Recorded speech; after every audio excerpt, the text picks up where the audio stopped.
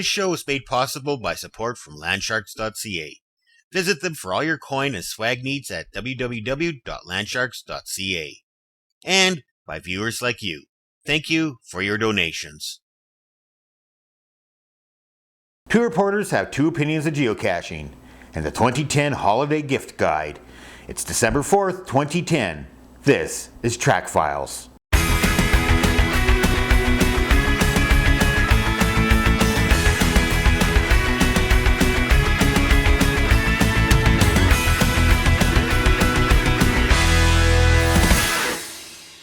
Hi there, and welcome to Trackfiles. I'm your host, Ison Rye.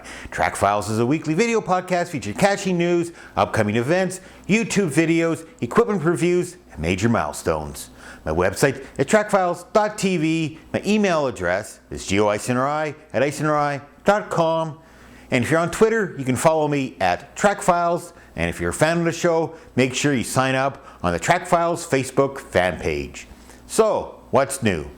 Well, yesterday, Ashley got to go hang out with a camera operator producer from our local community television station, and he was filming a brief segment on geocaching. So we went out, we filmed for a couple hours, we went looking for a couple caches, and it was great to be out caching again in the snow. And as they always say, once winter rolls around, those 1-1s become slightly more difficult. But it was a great afternoon. Hopefully I brought a new convert into the sport, and we'll have to see what he does in the edit and how the final product shows up. But he has promised me a copy, so I'll look for it on an upcoming episode of the Trackfiles podcast. However, let's get into the meat of the show. Let's start off with some geocaching news. So for this episode's news segments, I have two differing opinions on the sport of geocaching. First, we go to Rochester, New York, where we read in the Democrat and Chronicle.com. GPS units get better, easier to use for geocachers. Global Positioning System, GPS units, can pinpoint exact locations around the world using a network of satellites orbiting the Earth.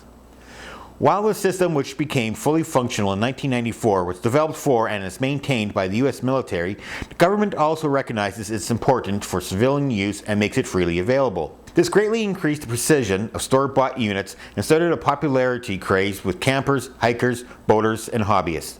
Geocaching, a high-tech treasure hunting game, was invented by Dave Ulmer near Portland, Oregon, to test the new frontiers of civilian GPS. Today, there are millions of players in more than 200 countries. So this first article, the reporter goes on and explains the whole theory behind geocaching and what's involved in the sport. However, to top it off, later in the same website is an article where he actually goes out caching.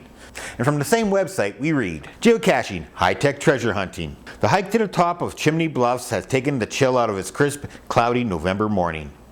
The steep climb would be strenuous in its own right, but I'm doing it with a guy whose nickname is Boots. Keeping up takes some work. I don't own a pair of regular shoes, says Jim Hopper, explaining the origin of his moniker.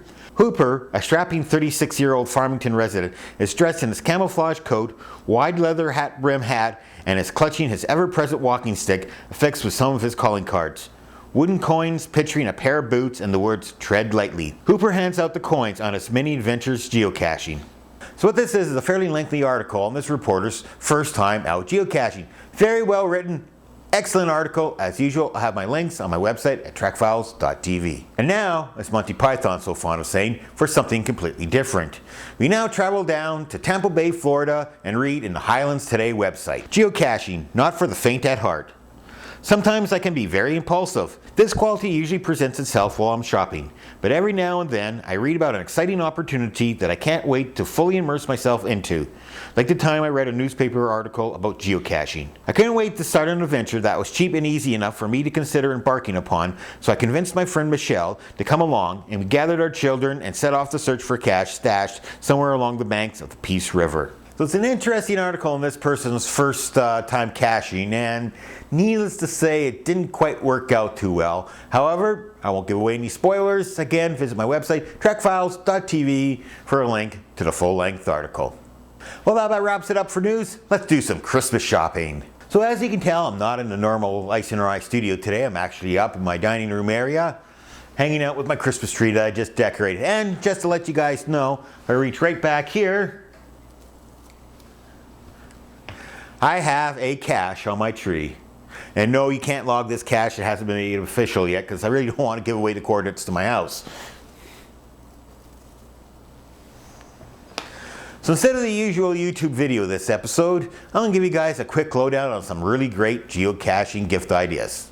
So first off, what does every cacher need? Well, of course, a GPS unit. So how about the Oregon 400, or now replaced by the Oregon 450? Actually, I've played with this unit and I really like it, and believe it or not, I'm looking at one myself. Now, my good friend Daryl W4 in Detroit, I know he's a big fan of the Lorm, so make sure you check out the Lorm PN60. Two great units, wonderful for geocaching. So something else you might want to consider giving a cacher? How about some books? Books are always good, lots of information, especially if a person's new to the sport of caching. And a couple books that I highly recommend. One, The Idiot's Guide to Geocaching. I know this title sounds a little demeaning, but it was actually put together by the lackeys at the Groundspeak office. Also, there's the ever-popular Joy of Geocaching. Wonderful book, very informative. So something else you might consider giving a cache in your life? How about some camera gear? You want something small, compact, easy to use, but still takes great pictures? Check out the Canon G12 point and shoot camera. Or if you're like me and you're into video, what can I say about the Flip? I love the Flip line.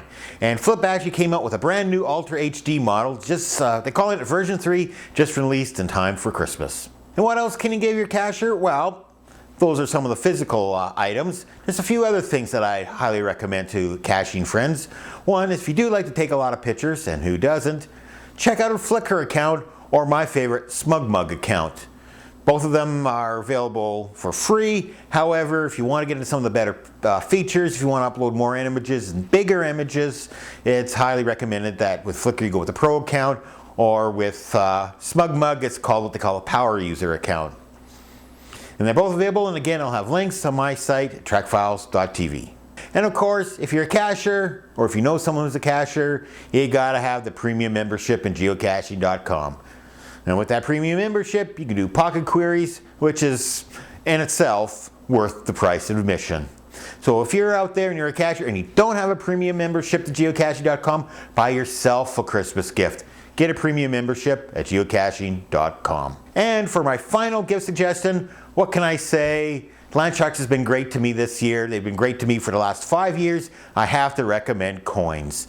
And they have beautiful, beautiful coins. I've set up a page on my website at trackfiles.tv. You can go in and take a look at the latest offerings from Landsharkz, and from there link directly to their website to find out more information. Matter of fact, everything I've mentioned in this article is available on my website at trackfiles.tv. Just check out the Trackfiles Store. And from there you can go to Amazon for the equipment, or you can visit Landsharkz for the wonderful coins. Well, that about wraps it up for this year's gift suggestion guide.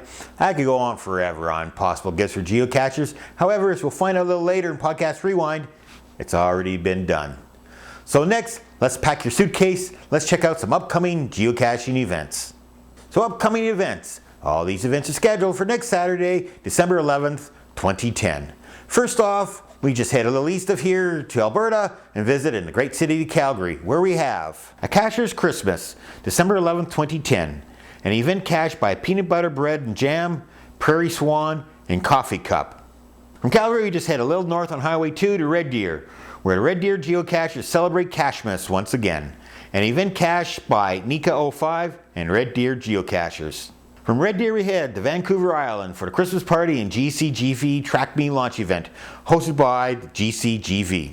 And after that event, stick around Victoria, because you're going to the Mulled Cacher, an event cached by Landsharkz. So there you go, just some of the mini events scheduled for next Saturday, December 11th, 2010.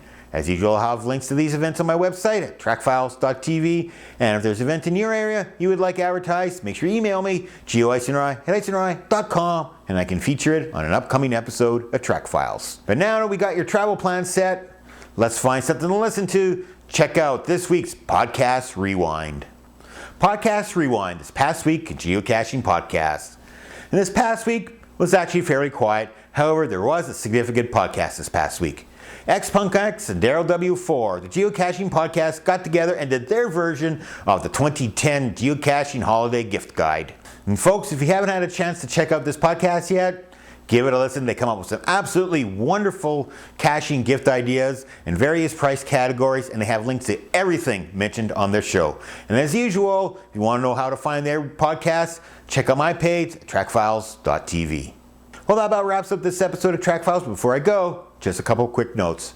First off, I'm going to be taking a few weeks off. It's the holiday season. I got a ton of stuff planned. I want to spend lots of time with friends and family. So you won't see me again until January 8th, 2011. 2011, wow, that takes a little getting used to saying that. I just got used to saying 2010. But guys, I hope you all have a Merry Christmas, and I hope you have a wonderful holiday season. And hey, any good cache stories, make sure you email me at geoiceandride@iceandride.com. Also, I have to thank show sponsor Landsharkz for the continuing support of the Trackfiles podcast. Make sure you visit them for all your caching and swag needs at landsharkz.ca. And make sure you visit the Trackfiles web store for some great deals on some great Landshark coin. Also, I have to thank all the financial contributors to the podcast. Guys, without your contributions, this podcast would not be available. And at the end of the year, I want to give a special thank you and Merry Christmas wish to all the financial contributors to the show. I really appreciate what you guys done over the last few years. But in the meantime, and in between time, that's it. Another episode of the Trackfiles podcast. I hope you enjoyed. So until the next episode, next year, Merry Christmas! Cache on.